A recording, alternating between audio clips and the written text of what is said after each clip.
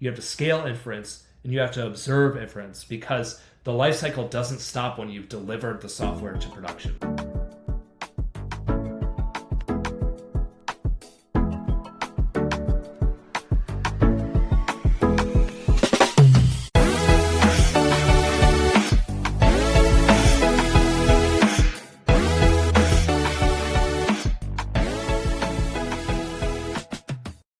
Welcome to the Forward Slash Podcast, where we lean into the future of IT by inviting fellow thought leaders, innovators, and problem solvers to slash through its complexity. Today's guest is James McShane, a cloud native architect at Portworx by Pure Storage. James has spent the last decade deeply involved in cloud ecosystems, shaping solutions and guiding organizations through their DevOps journeys. Though he'll be the first to tell you that he got into DevOps by accident. Originally from South Bend, Indiana, James spent 10 years living in Minneapolis before settling in Cincinnati, where he now lives with his wife and 3 kids. His professional path is as unique as it is inspiring. He began in math and music. It seems to be a common pattern among us software engineers. And during graduate school at Indiana University, he even started a small business focus on flip teaching. We're going to hear more about that. That sounds actually pretty cool. Large-scale math classes. The entrepreneurial spark ultimately steered him towards software development and eventually cloud architecture. Welcome to the Forward Slash, James. Thanks, James. I'm really happy to be here and love to talk about this pathway through the cloud ecosystem and how we all get to the point that we're at right now.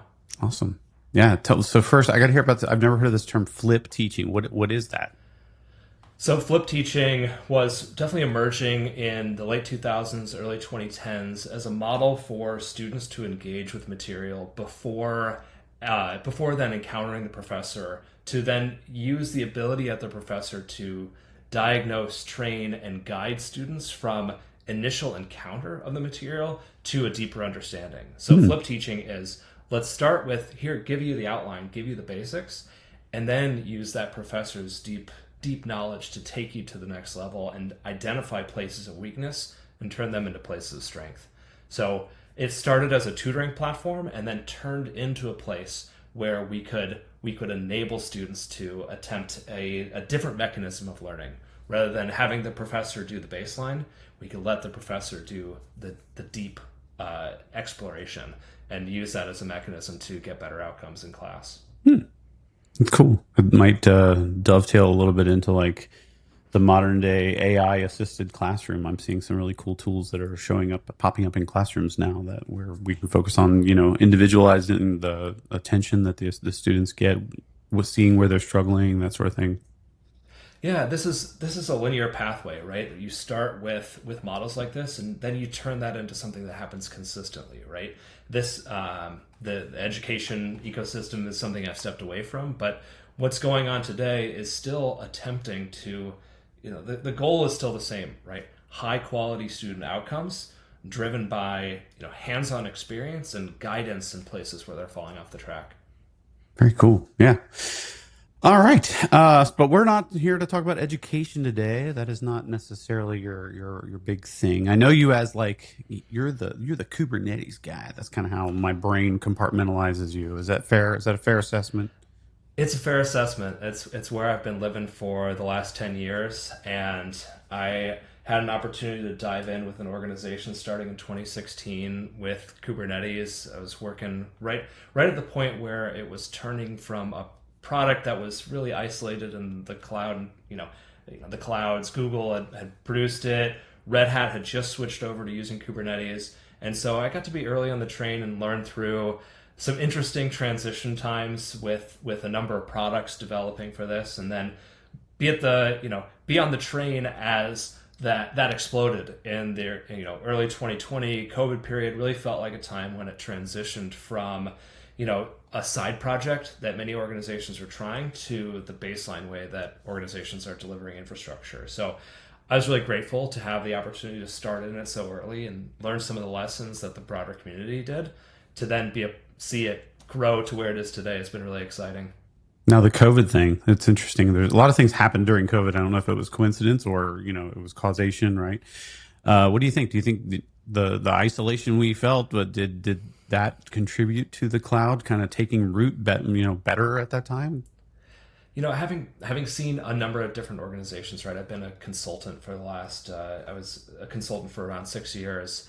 I got to see a number of different organizations all around that same time period, and keeping in touch with folks that I've worked with over my entire career. COVID forced acceleration and delivery on a specific subset of organizations that may not have had that same pressures beforehand, right? Healthcare, health insurance, responsiveness for drive-through and retail, and so that responsiveness to customer needs that were evolving really quickly, I think drove organizations to cloud, drove organizations to cloud native, and then in the background, I think there was an undercurrent of open source and a developer first sort of mentality, and all those things I think came together to really mature Kubernetes ecosystem very quickly. And I'm glad I say Kubernetes. I've heard people say Kubernetes, but Oh no. you're the expert. So that's in my brain you are. So you say it the way I do. I do know that it's not the way Flavor Flav said it. I believe he called it Kubernetes. What is Kubernetes? That's Well, not you right. know what, and I think he is the foremost expert in our field. So I think we'll just have to follow We him. need to go with the Kubernetes. Yeah. I don't know if you guys have seen that. He did was it Cameo? Was that not the platform? Okay. Cameo? Yeah, he Okay. had a cameo Yeah. where Yeah. somebody asked him to explain Kubernetes, and it was funny. Anyway, uh, he is the foremost expert, right? He did save. Wasn't he the one? Was that the guy who saved Red Lobster? So we are indebted to him. He did. He did save Red Lobster. So we've the cloud thing. Obviously, as you were saying, it's kind of taken root, and Kubernetes isn't just a toy, right? I mean, it's driving humongous workloads. It's running entire data centers, all of the awesome things these days. So we're a little more mature these days, and so but that brings with it some different maturity models and different ways of using the cloud. And so let's talk about kind of how we're using the cloud evolving right now. So I think there's two key directions that we can discuss here, right? The first you mentioned is Kubernetes driving the data center, and I think the disruption of Broadcom purchasing VMware has caused organizations to rethink their kind of baseline data center virtualization strategy, and Kubernetes has opened up a pathway there that is aligned to the second wave that we see, which is the evolution of the AI ecosystem alongside the Kubernetes ecosystem, right? And so those two things are happening somewhat along the same timelines. The Broadcom disruption, although the purchase happened in 2023, many organizations we see reevaluating their virtualization strategy right now. And then AI is also in this emerging state where folks are trying to determine how are they going to operationalize it. Is there a maturity level in the cloud versus the cost allocation appropriately for it, right? If I'm doing experiments, I don't want to rack up 7-figure, 8-figure bills with those experiments. But I also need to be able to get AI experiments off the ground effectively. How do I actually make this operational in my organization? And so these two things are coming together, right? Kubernetes runs the data center now. Kubernetes runs these AI workloads, right? All these neoclouds that are coming up are offering Kubernetes platforms as their baseline substrate. And so these things are happening at the same time. And it's like, how do I run these workloads effectively? How do I place them in the cloud versus on-prem? And the discussions are all happening at once. And I think it puts Kubernetes at a really interesting focal point right now. That's why I love talking to you, James. You use words like substrate. You know what I mean? I just feel smarter talking to you. No, I do want to ask about, maybe back up a little bit, the Broadcom thing. Some folks may not be familiar with kind of why that was so disruptive. Why did it kind of shake I mean, it kind of shook everybody, to its core almost. It was a big deal. Why was that so disruptive? It was a big deal because, first of all, VMware ruled the ecosystem, right? They had a 96-97% market share for virtualization across, Fortune 2000 across the United States and across the world, right? Everyone had VMware. It was the default. And the key element that changed, right, is Broadcom's aggressive pricing strategies came to the next renewal period. And the key element that happened was Broadcom didn't change the number of prices all at once. They said, you can't do these smaller subsets of our product. You have to buy our full product portfolio, Okay. VCF, and the whole baseline there. Many organizations were using VMware just for kind of a baseline virtualization, ESX, vCenter, and things like that. And so to be forced to go from that subset to the full product catalog, yes, some organizations are like, yeah, I love the whole catalog. I'm already invested in Tanzu. I'm already doing a lot of these things, and so this makes sense to me. A larger percentage, I think, were just using that baseline capability. And so they see this as a 50%, 2x to 3x to even 5x uplift on their current pricing. And so now there's this business risk that's been injected into like how your business is being run, Mm. right? This is the foundational aspect, right? We went through a transition in the 2000s to the early 2010s from physical infrastructure to virtual infrastructure. That was driven by the maturing of the VMware platform, right? Yes. Everything they could do. Yeah. And now we're in and so it's like now everything's on virtual, and you look at and the ecosystems there, right? Especially when you look at specific verticals, right? Healthcare, where you get your products delivered to you for VMware in this format. And so now organizations are looking at this price hike and some technical things that are changing, right? There's clear technical walling off that's happening in the Broadcom product portfolio in a way that it wasn't walled before the acquisition. Oh, okay. And so all these pieces happen, all these changes happen around the same time frame. Folks renewed, organizations renewed their contracts in 2023. VMware is such a central part of most of these organizations' infrastructure. We see a lot of 3-year, 5-year renewals that happened right at the time of the acquisition. And that puts folks in this place in 2025 to say, okay, now to effectively deliver new strategies, I have to begin now to be able to migrate by the end of 2026, early 2027. And there's a number of pathways, right? There's other traditional virtualization providers. There's the cloud providers offering, VMware-like services. Even that is getting some risk injected into it. And then there's, transitioning into a model of the future.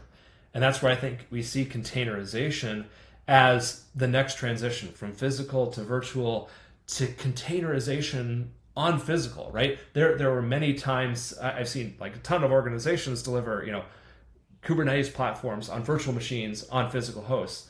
And today that's not a necessary layer. We can get the best performance, we can get the best density, we can get the highest throughput from containerized applications. It's just a process on that bare metal, on that physical iron, and you're going to get the best results out of that and be able to manage a broader scale platform.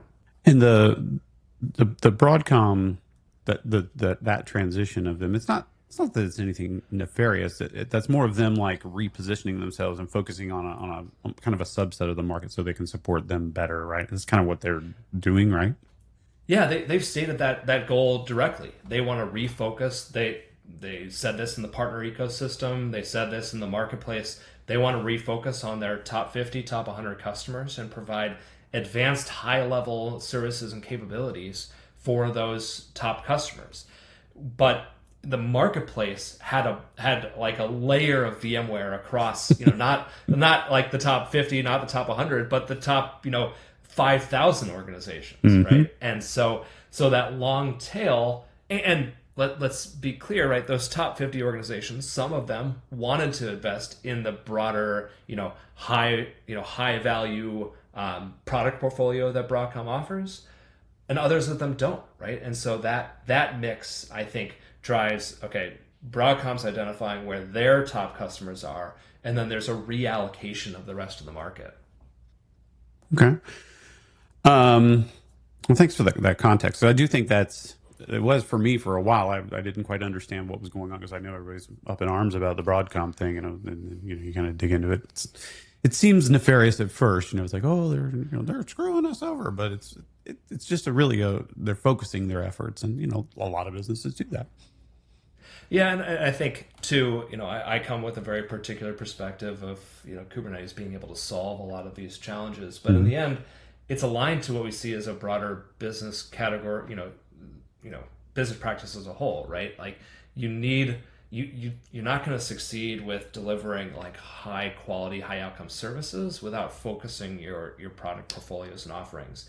Now, I think what we see is, hey, if you have something that is this baseline, you have to balance those things effectively, and maybe identify like, hey, the choice that's being offered today now is who are the partners that you're going to work with effectively to deliver your these needed business capabilities, Mm-hmm. right? For some organizations, they see they see Broadcom as the partner to go forward with. Some organizations see the cloud providers. Other organizations are digging in with vendors like Red Hat, with ourselves at Pure Storage, with other providers that are reshaping how they're running their data center, reshaping how they're running their cloud. The question is just who do you want to partner with to deliver these capabilities? And there's a number of options on the field today, and I think that the decision landscape is happening and evolving really rapidly right now.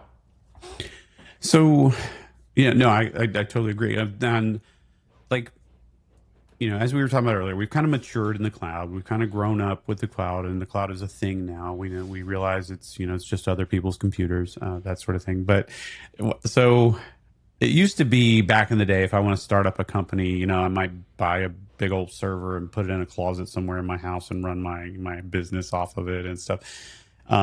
Is that different now? Now that we have this familiarity and the offerings from kind of these big hyperscalers that are out there, bootstrapping a new company, is that different than it was in the past? Yeah, start getting off the ground. Absolutely, especially when you think about how AI has reshaped this. Right, it's not just you know even changing from 5 years ago. 5 years ago, it's yeah, I'll spin up workloads in the cloud. I'll start there and go forward. Now it's okay. Yeah, who's my AI solution provider that I'm putting next to these workloads that are running in a cloud provider, and then how do I scale both of those? How do I scale both of those aspects of my business? Right, the AI solution might have to evolve into a fine-tuned model as my business grows and scales and adapts, as alongside the cloud computing model. Right, as the business grows, then the economics changes. Right, we can all workloads for startups can start in the cloud, but we've seen many examples recently of data center repatriation as you look at more stable run rate businesses where you can run your experimentation in the public cloud. But for effective cost effective solution delivery, that hey, we've established a market here, building a data center and building those capabilities in house and bringing once you have that sensitive data, bringing AI alongside of that starts to become there's an inflection point there to move workloads from where you started in the cloud to now bringing it back on premise and starting to scale there. But for a bootstrapping and repatriation, that's you explained it, but it's the idea is really bringing it back in your home country, but think of it in countries, but bringing it back home to your own data center that you already have. But for bootstrap companies, is it kind of like, as you said, I'm establishing my market, making sure I have product viability and those sort of things in the public cloud, and then that capital expense later, maybe when I get another funding round and I can actually afford to stand up my own infrastructure. Is that the pattern you're seeing predominantly? Is that people will go back on-prem from the cloud for how's that work? Yeah, I think there's two avenues we see today. Is that for companies that are in that maturing phase or finding the product market fit, they do start in the cloud. They start maybe with a specific provider that they're investing in, Mm-hmm. whether that's one of the big three. There's a number of startup programs now that are offered by each one of those cloud providers. But if they're more niche, then I do see like an evolution today of more niche AI solution providers, GPU solution providers, right? The neo clouds I mentioned, the top three I see in that space are like CoreWeave, Lambda Labs, and Crusoe. There's other companies competing in that space as well, and so the question you kind of have to ask yourself there is like, who am I going to bootstrap with? Because they'll give you money, they'll have that funding to bootstrap you, and then there's a whole separate set of questions as you grow beyond that, right? As you like, okay, now we need to deliver multi-region capabilities or multi-cloud capabilities, right? This becomes business dependent, right? What industry are you operating in? Mm-hmm. And I think those kind of regulation concerns, the financing concerns, become the next phase after you've gotten off the ground. And then the kind of that repatriation decision, is that really just a big company like we already had a data center, we pushed some stuff out in the cloud and we're realizing it costs us more to run particular workloads, and we're going to come back to our own data center that we already built? Or is it we make a decision to build a data center, maybe go in a colo or something like that, or and make that capital investment to buy a bunch of infrastructure? What does that decision like line look like? How do you make that decision? Well, I think there's a great case study that 37 Signals has published recently, that they're going through this journey right now where they've invested heavily in AWS. They were doing things in S3. They were doing things in AWS cloud services, and did do that capital expenditure to move compute to the data center. And just recently, they've moved their data storage from S3 in the cloud down to a FlashBlade running in their colo.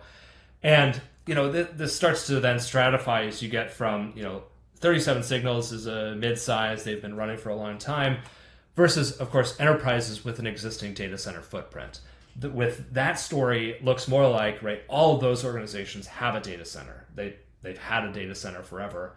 They shifted some set of workloads to the cloud, and now it's more of a balancing question, right? It's a question of where should these workloads land in the long term, and how do I like lay out my costs effectively from between a capex and opex model based off the funding that my business is offering me here. And so there's what we see is there is an evaluation of that run rate in the public cloud at an application by application level. That FinOps mentality that developed in 22, 23, that really I think matured over the course of a couple of years, is now letting folks make more mature repatriation decisions in the enterprise, because they can see that unit cost, and exposing that unit cost, I think, makes it more clear when it makes sense to bring things back on prem.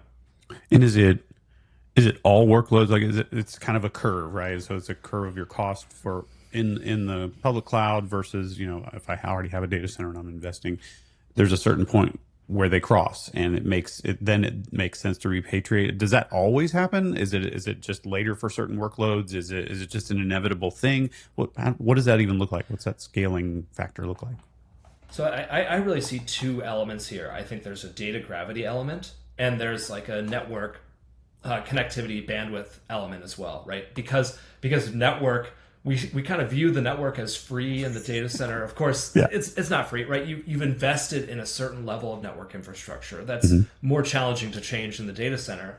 But it's the sort of thing where the network is run as it's run as a register out in the cloud, right? It's always ticking against you, versus in the data center, as long as you're not over consuming that capacity, that becomes an element where you can be cost optimized when you bring a high network bandwidth consuming application back in the data center.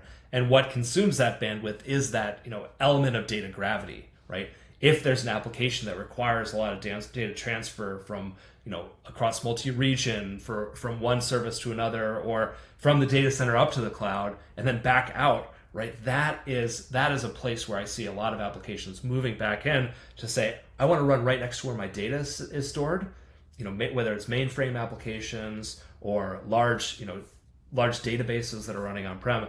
Then that can become the first set of like workloads that get repatriated back into a data center. Gotcha. Okay. We talked a little bit so far about like kind of AI. I mean, it's funny, every episode talks about AI because it's kind of a big deal right now. You've heard of it, right? AI, artificial intelligence. We all have to, right? Yeah. I think it's required in a podcast to talk about it. Right?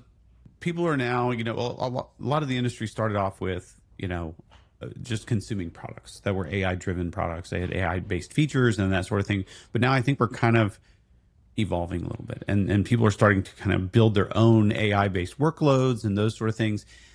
What does that look like for companies as they're investing and they're like, I want to make my product now have AI driven features, or even my internal product for our enterprise, and we want to make AI powered solutions. What does that look like? What are those decisions? What's the pathway for delivering those? Yeah, so I think there's a couple aspects of this, right? The first problem that organizations have to tackle to deliver their own internal AI solutions starts with a data quality and a data management approach, right? Mm-hmm. What I see like very mature organizations who understand that they can't just throw out AI slop and have it associate to their brand. They understand that the first thing that they need is an effective delivery of what is their data model and how is that data maintained, tracked, governed, and delivered to inputs to their AI system, and then ongoing observability and tracking of how that AI is being grown. And so that first step is happening in a number of different places, whether it's a Databricks solution in the public cloud where they start to put that data model together, or larger scale data lake solutions that I see being more maturing more and more on prem. So it starts with the data, right? And then we have to figure out how we operationalize the AI infrastructure itself, right? How do I make my AI solution engineers effective in the AI development cycle, which I see as kind of a double the AI development cycle is more of like a double loop sort of development model where you have the AI training the AI training lifecycle starts with an individual developer doing experimentation that goes into a set of training workloads. Training is high demand, high throughput, very intense workload, right? So the question is, I can probably do my experimentation rounds in the cloud at first, but as I get these high demand workloads for training, the question is, what tooling am I going to use to make that effective as I start to scale up my training to larger and larger parameters, to larger and larger data sets, and how do I run that as a cost-effective solution in my organization?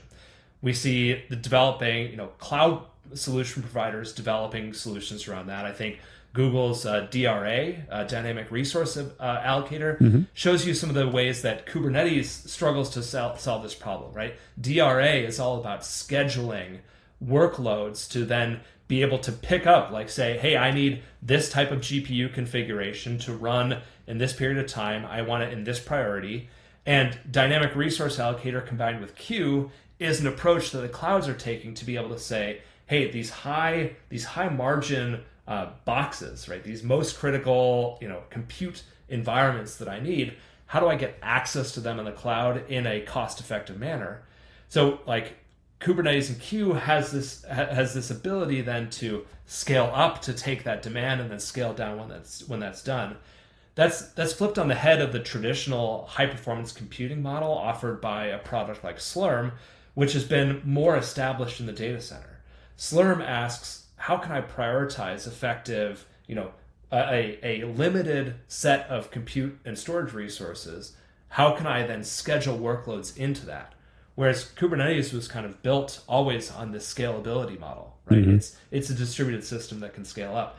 So there's problems of AI infrastructure, and then there's also problems of the AI software development lifecycle, right? Because after you deliver that model into inference, you have to scale inference and you have to observe inference, because the lifecycle doesn't stop when you've delivered the software to production. And I think this is where DevOps, the DevOps ecosystem can actually be a helpful informer onto how we can do this software development lifecycle for AI. So this cycle comes back to, hey, I have to observe this environment. I have to look for drift in the models, and then ensure that my team is aware of that and can retrain appropriately from the data that we're seeing in the wild.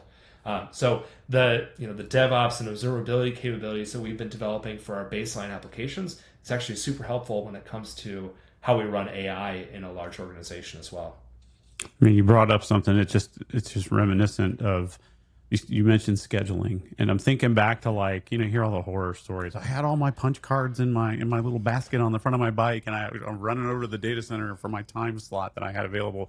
Are we back to that? Like, are we like scheduling time with little time windows that we have now? Well, we think about like these really high cost, it's why Nvidia is through the roof, right? Hmm. These high value, compute devices. It in the end, we do have to be able to then schedule those resources effectively in the cloud. That we schedule it effectively because these are high cost machines, that we're running against. In the data center, there's limited availability and there's a number of workloads that are running against them.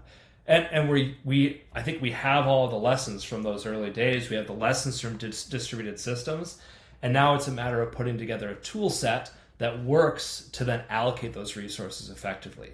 So, I think when it comes to whether it's Q or a project like Slinky that's bringing some of the intelligence of Slurm into the Kubernetes ecosystem, these projects are really evolving very quickly to take the lessons that we've learned from these other industries and the history that we have here and bring it to bear in kind of how the data center and how the cloud solution providers are building this as well. And it was, I mean, obviously we don't schedule time with computers anymore. We got past that, and that was just based on. I think it was more of a matter of scarcity. Is that where we are right now? Is that just those things, those GPUs, that they're very scarce? There's just so much demand that there's just they can't keep up. Is that what we're experiencing right now? They're scarce and they're expensive. Yeah, absolutely. Like you have a limited set of GPUs and you have a lot of demand, right? Hmm. The demand is high because whether it's fine tuning or training or even scaling inference, you need access to those GPUs. So they're high demand devices that are being shipped at a limited capacity time. Everyone's talking about AI. Everyone's doing this kind of baseline AI, these baseline AI workloads, and so the supply and demand curve has now pushed down uh, push down this price point, right? Where there's a really high price point and limited availability because you can only produce so many GPU devices at once. And then there's a final piece, which is we're seeing the evolution happening so quickly, right? Whether it's the Blackwell chips coming out, the AI chip manufacturers are also evolving very quickly, and so the best AI comes from the best physical hardware, which I think 5-10 years ago we weren't as worried about the physical hardware things Hmm. were moving on. We shifted more to a commodity compute perspective. Right. That's shifted back again. Yeah. Oh, yeah. There's differentiation when you're running on an H200 or a Blackwell chip, right? It's why those things matter, and there's only so many of them in the world today. So you brought up inference, and I don't know, a lot of people understand these terms. Let's make sure we baseline some folks here. So when it comes to AI, when you have these models, you're talking about large language models or whatever type of model in AI and machine learning. There's that a training phase, as you were talking about, and that is like, I've got a training plan. I've got a bunch of data that I want to just cram through this network and let it adjust itself and learn. That's what it's called, machine learning. But at some point, we cram all this data through over and over and over, repetitive, and we get to the point where we've tested the model and we're like, you know what, this is working the way we want, right? This is giving me the right answers. It's doing the right stuff. And then we operationalize that model. We take a snapshot of it basically, and now we deploy it to a point where we're using it within our applications. Just like you hear, like, oh, GPT-5 came out. They were spending months cramming data through these things, right? But at some point, they took a snapshot of it and then they said, this is GPT-5. Go use it, people. Same thing with enterprises and companies who are using AI workloads. How does that differ as far as to how do you deploy? Because as you said, this is a high volume, high throughput when we're doing training, but inference, it does require some of the same machinery. We need those GPUs because you're still dealing with large linear algebra constructs, matrices, vectors, blah, blah, blah, blah, blah. So what does the compute look like? How does that differ? How do we deploy these things differently? Yeah, I think for inference, we see there is a lower demand on the individual GPUs, but we have to think about the challenge of scaling inference as we think about the interaction model, Hmm. right? Is this something that is being pushed to an app that's being interacted with by millions of users? Is this something that's in the life cycle of a business process that's Hmm. running internally Right. based off of data that we're seeing out there? I'm seeing the evolution of quite a bit of computer vision applications that are being deployed on manufacturing floors. Oh yeah. That's a use case I see evolving very quickly right now. So what that requires, right, is it's actually, it looks like the cycle of web development of the like late 2010s, where you have some of the scalability concerns, right? How do I scale and deliver? It's an API, right? Inference is, how do I deliver this API? How do I ensure that it remains healthy, right? These devices, like the GPUs, have an ability, like we'll say they have a depreciation cycle that's faster than your commodity compute. And so you need to ensure that the GPUs are healthy, check, get those memory corruptions and all those errors that can happen in the system, make those visible and schedule workloads away when that occurs. I need to be able to do time slicing effectively, right? The individual inferences might not need a full GPU, but I might want to deploy a number of different models to be able to test. Maybe you want to have a main primary production model, but then have a secondary testing model and inference as well, and split the traffic between the two of them. That's why we see these kind of agentic gateway products coming out here as well, because you might want to send your inference to two different models at once, test those results, or even send those back to an internal observing system, right? And so there's a number of challenges when it comes to, okay, how do I get this really close to where the user interaction is, right? Do I need to deploy this, if it's a user application, multi-region in the US? Do I need to deploy it globally? And these are big models. These are very large scale things. And so, the failover cycles and the capabilities there to be able to operationalize it effectively, it's why you probably, when you're running ChatGPT, sometimes it sits there and spins, because maybe you've been connected to a device that has to fail over, or running a new model somewhere else. So that same problem exists in the enterprise, and you have to figure out how to build that as an operational excellence capability that you have internally. Man, you just blew my mind. See, here all along, what I was assuming was going on, because that happens to me with ChatGPT. I'll ask it something and it'll sit there and spin. And what I assumed was I was asking such a hard question because I'm so smart that it was having a hard time answering it. You know what I mean? That I'd stumped ChatGPT. You're just telling me it's like a failover scenario is what's really going on. Is that true? I mean, look, you've probably stumped ChatGPT a few times, but there's probably also a time that you're getting rescheduled to a new device. You're in a queue of processing inference. You're behind a few other people who maybe have asked some harder questions. But it's all about cycling that through and getting, it's a data transfer problem, right? You've asked the question, it's gone through a cycle, it's sent the data somewhere to then be processed by an individual machine. And so it's in that life cycle somewhere that you're getting paused, you maybe get rescheduled, and then the question gets answered and sent back up to you.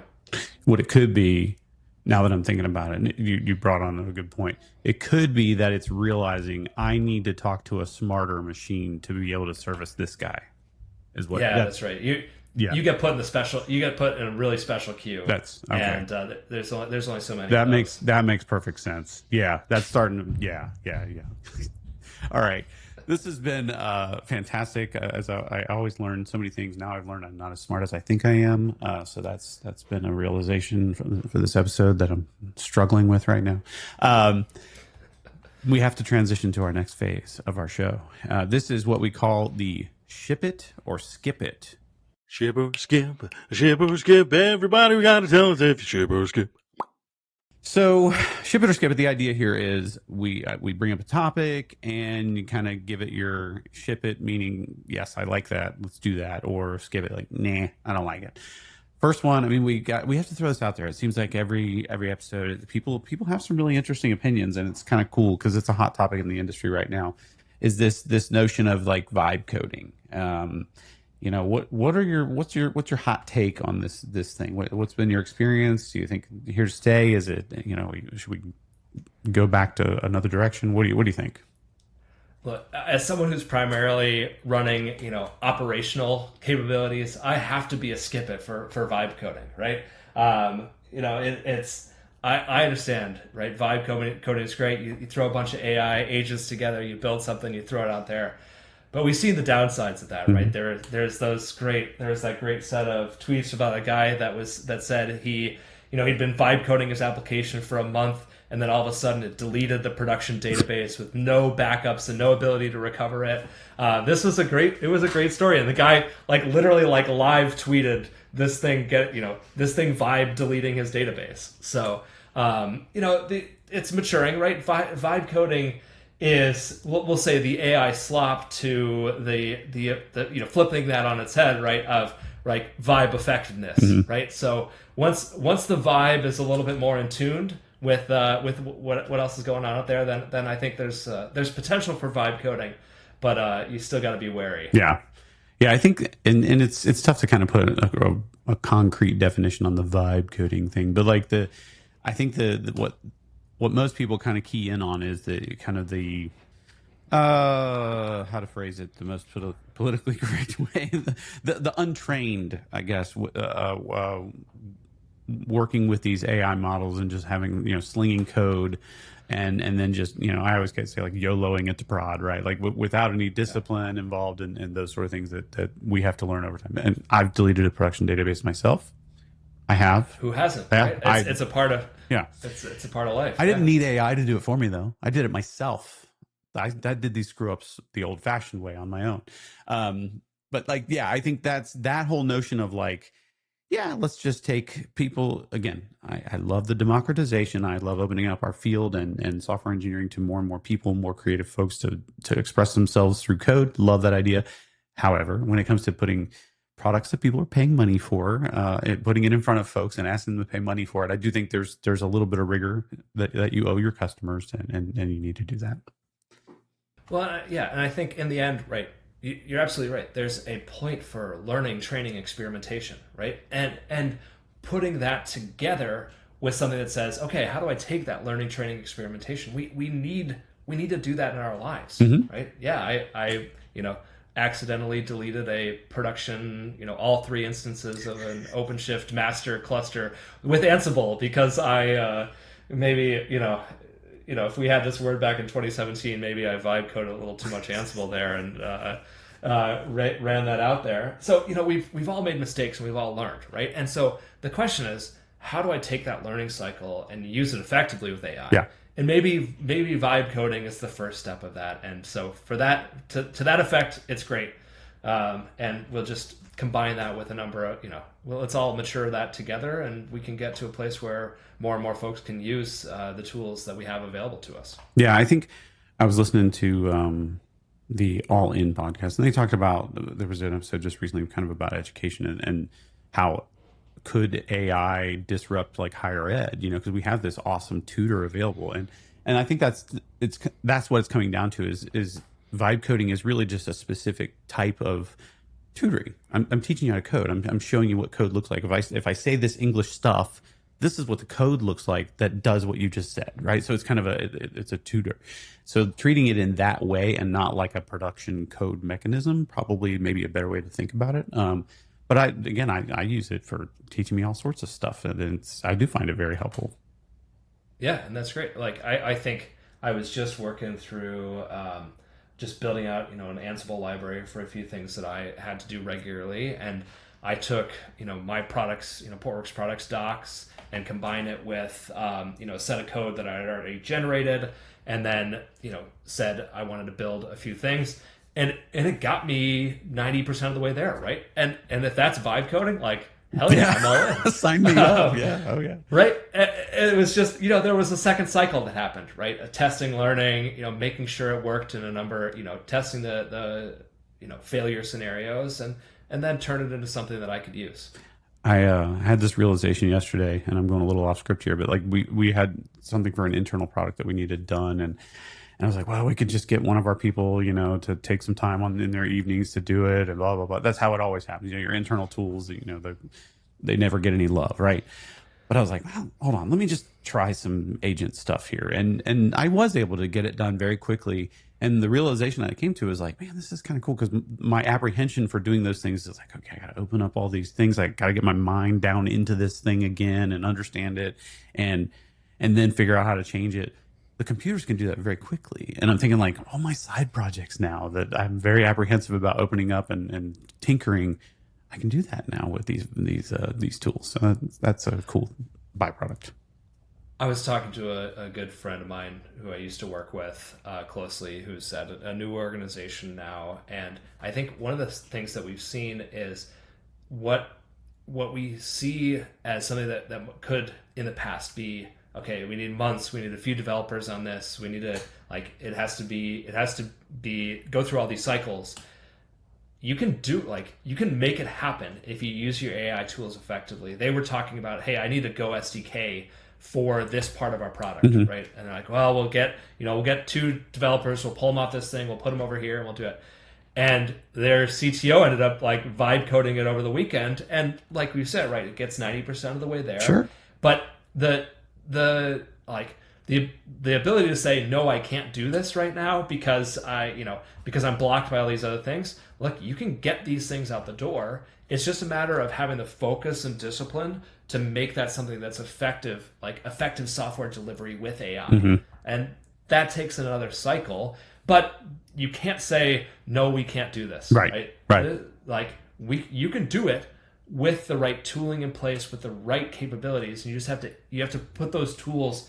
You have to get good information as inputs, right? Because if you have bad information, right, that's where you get making up functions. You have to have all those inputs to the AI system, right? I was working with when I was this example I was saying of my code generation I was working on.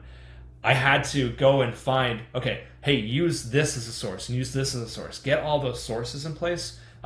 Because if I missed one of those, it would start to invent a few functions that didn't exist, and then it was like, all right, I got to go back and rewrite all these because this isn't the right syntax. So you got to do a little information gathering, but you can do things. Yeah, it's just a matter of making it happen. I think we're us folks who've had to do it manually for so long are going to have to retrain ourselves, because my knee jerk is like, well, I just don't have the time to do that. Well, my calculus that goes on in my brain of the time thing that wasn't very good in the first. I'm not a good estimator. Software engineers are never good estimators, right? We're not. We're awful. But even that flawed calculus that my brain would do, whatever that is, that has to be retrained, because it does affect the timing. I was able to I think it started at like 10 o'clock, and I had something ready to go to production by noon. To implement this whole new feature for our internal tool. And I was like, okay, well, I guess I do have the time for that. So now I don't have any excuses. I just admitted it on air. Great. Now I got to do all this stuff. All right. Next ship it or skip it topic. And I don't know that I have I'm informed enough. So I want to hear your answer. And I don't know that I even can lend my own on this at all. But you mentioned Slurm earlier. There does seem to be, is this a Slurm versus Kubernetes? Like, we're going to do one or the other? Are they combining together, or are they at odds with one another? What is this? Is this like the greasers versus the Soch? Like, what are we up against here? What a great analogy. I think what we're up to right now is what I'm going to ship is these things running into each other and building something that's better than what either one of them brings to the table. Okay. There were some murmurings about actually like SCEDMD and some folks delivering Kubernetes infrastructure working together to deliver a Slurm Kubernetes integration, and Slinky as an open source tool has been emerging there. And there's other projects that are trying to do the same thing. I was just looking at Karmada is another tool that I've seen organizations use as a multi-cluster scheduling algorithm. So what I'll say is I am shipping these two tools coming together even more. What I'd really like to see is more of the knowledge and understanding that the HPC ecosystem has, bringing that more effectively into Kubernetes. And this is happening at the edges, right? There's groups within the Kubernetes community that are doing this. And I think we're going to be even better as an industry as the capabilities from Slurm come into, and the knowledge that those organizations have, bring that to bear in the Kubernetes landscape. Because what we see is the AI tools all run on Kubernetes, but we need more of what Slurm has to come to bear to make effective AI infrastructure for us. So I'll say I will skip those two. I'll skip those two being the sharks and the jets, and I will and I'll ship those two. You know, the what's the like the holding hands meme. I'll ship those two as the holding hands meme. Okay, of like the Arnold and or not? No, yeah, it was Arnold and Carl Weathers. That one where they're like muscles. Exactly. Gotcha. Now That's what I'm shipping. it is interesting if you had to put a label, and I used greasers and so from was it The Outsiders, and you're using the Jets. Which one would you say is the greasers? Would that be Kubernetes crowd or is that the Slurm crowd? Oh man, I don't know. We'll say that the Slurm crowd is maybe the more old school, more well established, and the Kubernetes are like the new kids on the block. I don't know how would that map to the analogies that we put together. I don't know if it cleanly does. I don't know if they cluster together in that way. That's not the linearly separable boundary that we would use to draw a line between them. It's like they've moved in from like the neighborhoods got merged together. They moved from they moved from across the city, and now they're next to each other on the east side or something, and they've got to learn to live next to one another. We're gonna have to write an all new play or whatever. We'll get it on Broadway soon. I love it. Yeah. Anyway, all right. So that's it for Ship It or Skip It. Now, okay. So this is, and I don't know if you're a listener of the podcast, but this is, if you are, and for the audience, they know this is the most important aspect of the show. This is what, all of this stuff was just kind of a warm up, right? This was just us stretching out and getting ready for the real bit of the show that people really tuned in for. This is our lightning round.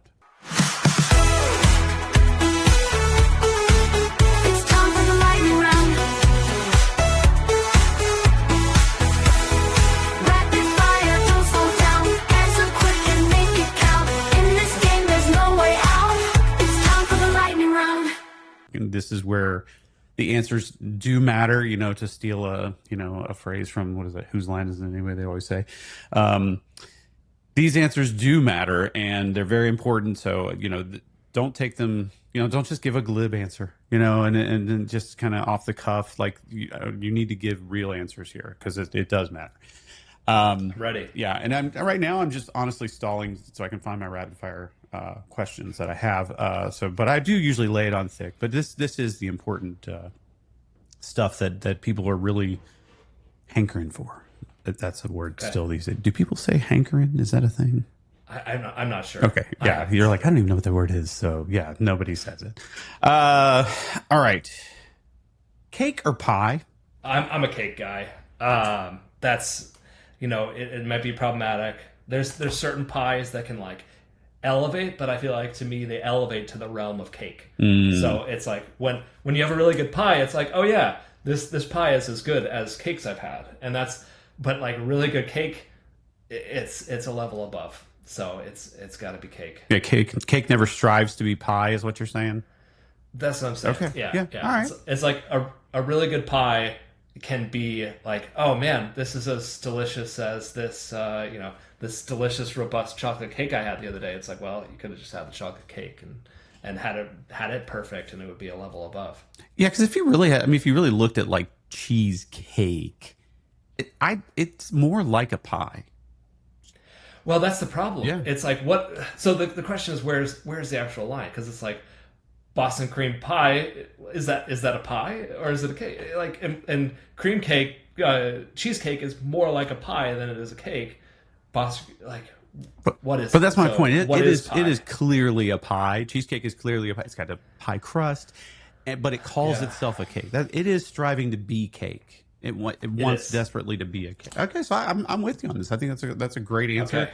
Okay. You get 72 points for that one. Good. Oh man. Yeah, that's I feel like I'm off to a really good start. Yeah, you're off to a really, really good start. Have you ever seen a kangaroo in person? A kangaroo in person? I don't know that I can definitively say that I've seen a kangaroo in person. It would only ever be at a zoo. Mm-hmm.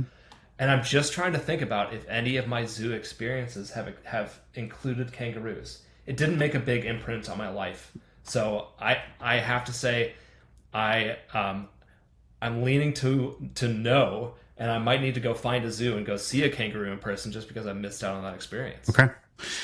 Um, do you Instagram your food? No. Oh gosh, no. I don't Instagram much of anything, so I might not be the person to ask that. The only thing I would do is I would like text my food to my wife, and the problem with that is that if I'm out, I travel a good deal for work. I go to a number of dinners. If I text my food to my wife, that means I then have to come home and take my wife to a dinner that I've texted her, equivalent level of. And so that's very dangerous. So if I Instagram my food, I think I would have that even further demanded of me. So no, I don't Instagram my food. Okay. I like the, yeah. So you're kind of setting, it's almost like a promissory note, that text of food to your wife almost. It's dangerous. Yeah. You get some really good Brussels sprouts, you get a steak. It's like, I'm going to come home and we're going to find a time to go get a steak and Brussels sprouts. Yeah, I can see that. That's quite the conundrum. Scale of 1 to 10. How good are you at trivia? I am. So this answer is going to be biased by the fact that I worked closely with a guy who writes crossword puzzles and won an episode of Jeopardy. Whoa. So I'm like a 5. Okay. Because I have seen what Neville can do with a round of trivia, and I'm just not in the same. I'm not in the same ballpark as him. I love trivia, but I absolutely know that like those people that are really good at trivia, I'm just not in their realm in any sense. Do you find that people who are good at trivia, like you wouldn't necessarily label them as academics?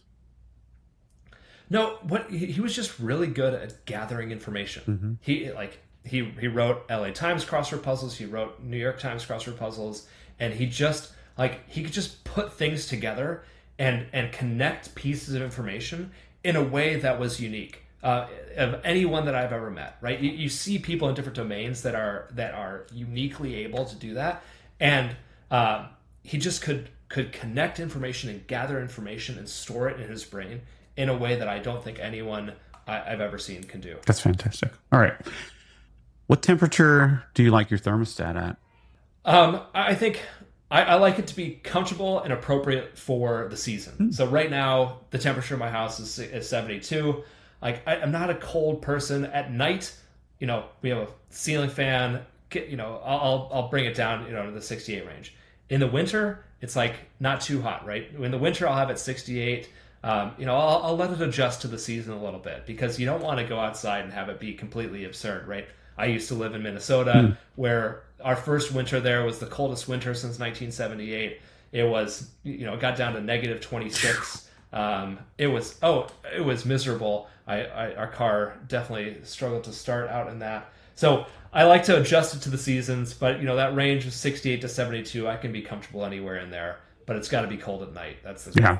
Now, usually a part of this conversation usually evolves around, or it devolves to like, well, my wife likes it here and I like it. Do you find yourselves incompatible with the thermostat thing?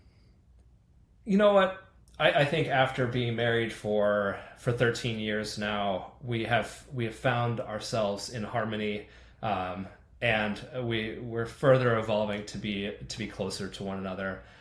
We both like it cold when it's cold out. We'll both throw the windows open. We had that first bit of fall here in Cincinnati where the highs were in the upper 60s, and we windows open, get a breeze going through. So I think we've got ourselves on a good page here, and we don't have, that's not a conflict in our relationship. Well, if she does listen to this episode, that was a fantastic answer, and enjoy your steak and Brussels sprouts that he's going to be taking you to.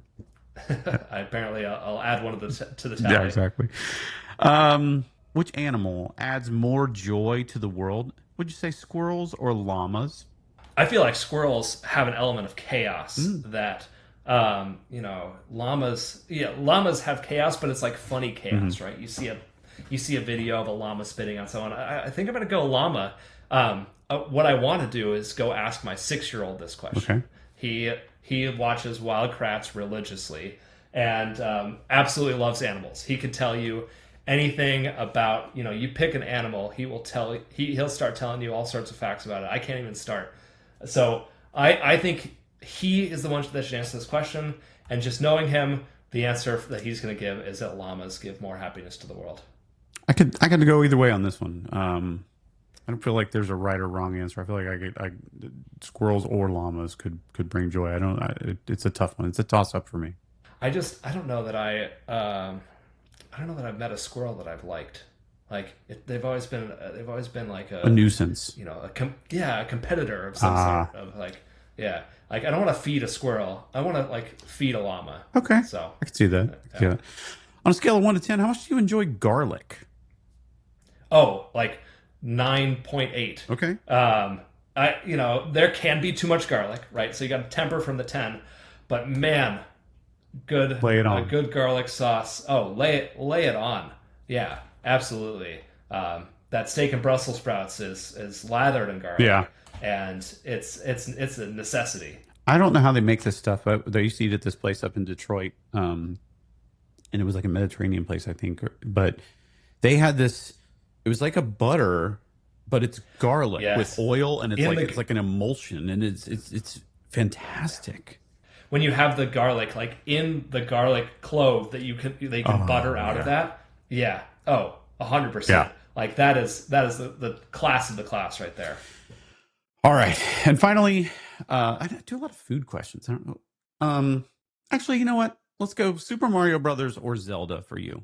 Oh man, I'm not a big video game guy personally. But you So have to have an I'll opinion. You say know what I mean? Like, if I had to have an opinion, I'll go Super Mario Bros. Just because of like, I'd play them in Smash or yeah. something like that. But I've never gotten into Zelda personally, so it's just I don't have a strong opinion here. But if I had to choose, it would be the Super Mario Bros. I feel like the teamwork element of the two of them together, like positive reinforcement between the two of them. I gotta give it up to Super So Mario. you're all about collaboration. And now is Link Oh not yeah. when you're playing Smash Brothers is Link not a good character? He would seem to be very very spry.